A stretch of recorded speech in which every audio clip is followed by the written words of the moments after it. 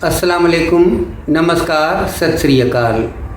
हालात हाजरा के प्रोग्राम हकीकत ये है मैं डॉक्टर बलदेव मटलानी अपने तमाम भाइयों और बहनों का खैर मकदम करता हूँ। तो नाज़रीन, प्रोग्राम शुरू करने से पहले मैं आपसे ये रिक्वेस्ट करना चाहूँगा कि जिस किसी ने भी अब तक हमारे चैनल को सब्सक्राइब नहीं किया है, प्लीज़ आप बराए मेहरबानी हमारे चैनल को सब्सक्राइब करें, लाइक करें और शेयर करें। तो चलते हैं हालात हाजरा की तरफ।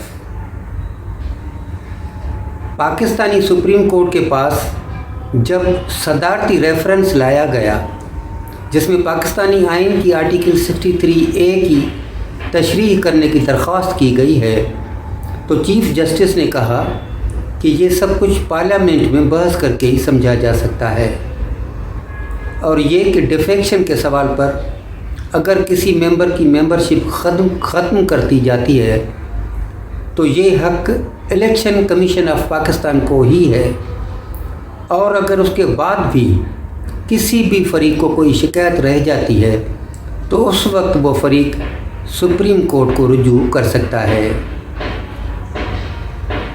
25 मार्च को असेंबली का इजलास शुरू हुआ और इमरान खान ने फ़िलहाल तो इस्तीफ़ा देने से इनकार कर दिया है।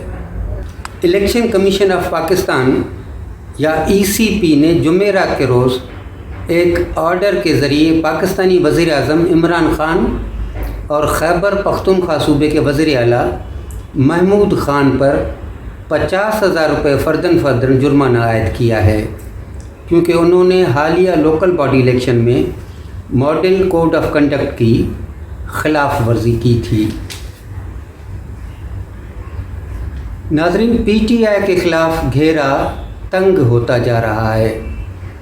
जब इलेक्शन कमीशन ऑफ पाकिस्तान या ECP ने PTI से पूछा कि बैंकों में जो 11 अकाउंट्स हैं जिनमें तकरीबन 5 करोड़ 70 लाख रुपए जमा हैं, और जो अकाउंट्स PTI के बड़े रहनुमाओं जैसा कि स्पीकर असद कैसर, सिंध के गवर्नर इमरान इस्माइल या खैबर पख्तूनख्वा के गवर्नर शाह फरमान चलाते हैं, तो उनके बारे में PTI का कहना है कि वो अकाउंट्स उनके शख्सी हैं और PTI का उन अकाउंट से कोई भी वास्ता नहीं है।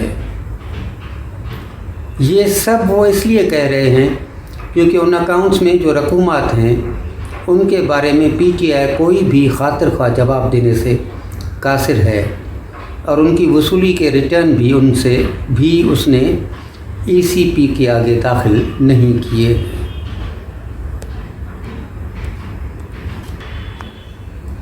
अब जब PTI को लग रहा है कि उनकी हुकूमत किसी भी वक्त जा सकती है, तो उन्होंने ये सोचकर कि आने वाली हुकूमत उनके ख़िलाफ़ कानूनी चाराजोई कर सकती है, इसलिए सरकारी ऑफिस में से ऐसे दस्तावेज़ात जो उनको मुस्तकबिल में फंसा सकते हैं गुम कर रहे हैं। अब नून लीग की इंफॉर्मेशन सेक्रेटरी अज़मा बुखारी ने कहा है कि पंजाब के वज़ीर आला ने सरकारी दस्तावेज़ात की चोरी की है और ऑफिस से कई कागजात हटाकर नामालूम जगह पर मुंतकिल कर दिए हैं। उन्होंने मज़ीद कहा कि जब उनकी हुकूमत आएगी तो उस्मान बुज़दार पर चोरी का केस दायर करेगी। आजकल हिंदुस्तान माहौलियाती आलूदगी या पोल्यूशन को कम करने की पूरी कोशिश कर रहा है, और वो इसलिए बिजली की गाड़ियों की हिम्मत अफजाई कर रहा है। अब ये तो सब जानते हैं कि बिजली की गाड़ियों में 40% से ज़्यादा लागत तो उसकी बैटरी ही खा जाती है, इसलिए बैटरियां बनाने पर हिंदुस्तान ख़ासा ज़ोर दे रहा है। उसकी हिम्मत अफजाई के लिए इस साल सरकार ने 18,100 करोड़ रुपए प्रोडक्शन लिंक्ड इंसेंटिव के तौर पर मंजूर किए हैं। इसलिए 4 कंपनियों को चुना गया है जिनके नाम है Hyundai, ओला, रिलायंस और राजेश एक्सपोर्ट्स। नाज़रीन, दुनिया भर में मुसाफत के लिए जो हवाई जहाज़ उड़ते रहते हैं उनके बनाने वाली 2 ख़ास कंपनियां हैं। एक अमेरिका की बोइंग اور دوسری ہے یورپ کی ایئر بس۔ اب کیونکہ ہندوستان میں روز بروز ہوائی سفر زیادہ مقبول ہوتا جا رہا ہے، تو اس کو دیکھ کر ایئر بس انڈسٹری کے اندازے کے مطابق ہندوستان کو آئندہ 20 سال میں تقریباً مزید 2000 ہوائی جہازوں کی ضرورت پڑے گی، جن میں 1770 چھوٹے جہاز اور 440 میڈیم اور لارج جہازوں کی ضرورت پڑ سکتی ہے۔ ان جہازوں کو اڑانے کے لیے ہندوستان کو 34,000 اور پائلٹوں اور 45,000 کے ٹیکنیکل اسٹاف کی بھی ضرورت پڑے گی۔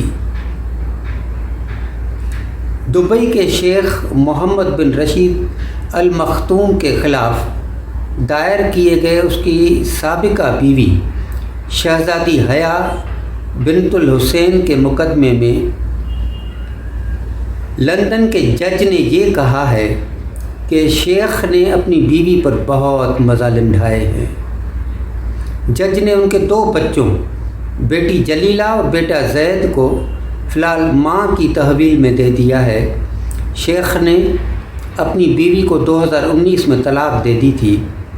شہزادی حیا اور اس کے بچے اپنے والد شاہ حسین کی طرف سے دیے گئے بنگلے میں، جو کہ لندن میں ہے، وہیں رہائش پذیر ہیں۔